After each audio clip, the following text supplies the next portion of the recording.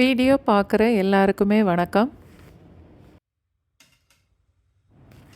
ரொம்ப ஹெல்த்தியான சாம கொழுக்கட்டை செய்ய போகிறேன்.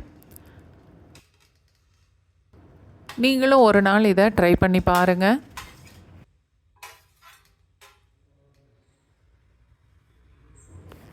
சாமை 3/4 கப் அளவுக்கு 180 ml எடுத்திருக்கேன்.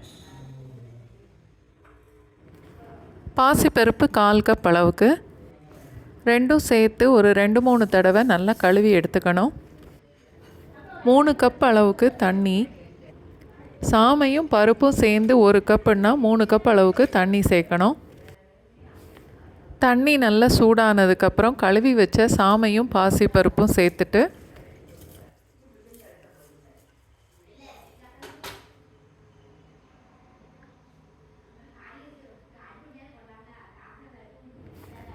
கொதிக்க ஆரம்பித்ததுக்கப்புறம் மூடி போட்டு 10 நிமிஷம் அப்படியே லோ ஃப்ளேமில் வச்சிடலாம். நடுவில் 1-2 தடவை கிளறி விட்டுக்கணும்.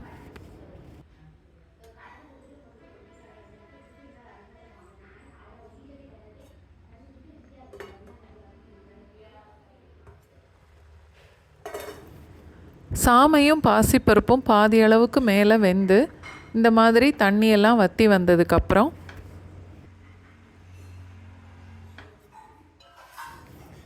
ஒரு டேபிள் ஸ்பூன் எண்ணெய், 1 டீஸ்பூன் கடுகு, 2-3 டீஸ்பூன் வரைக்கும் கடலைப்பருப்பு, 3-4 மிளகாய் வத்தல், கொஞ்சம் கருவேப்பிலை, ஒரு 1/4 ஸ்பூன் பெருங்காயம் எல்லாம் தாளித்து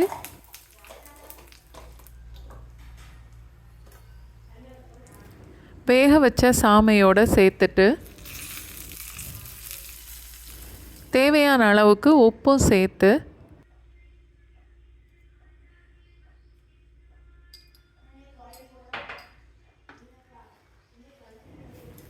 நல்லா கலந்துட்டு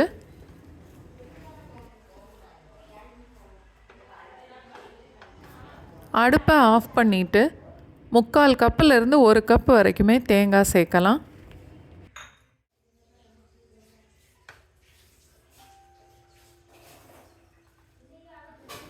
தேங்காயும் சேர்த்து நல்லா கலந்துட்டு கொஞ்சம் ஆறுனதுக்கப்புறமா கொழுக்கட்டை செய்யணும்.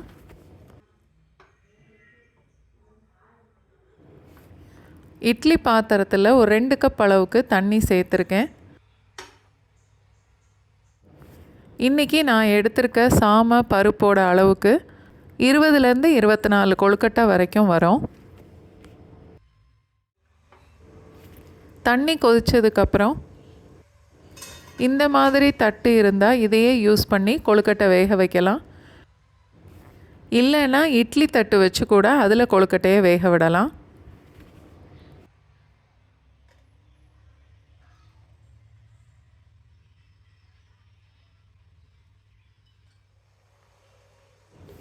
மூடி போட்டுட்டு 7 இல்லை 8 நிமிஷம் வரைக்கும் வேக விடணும்.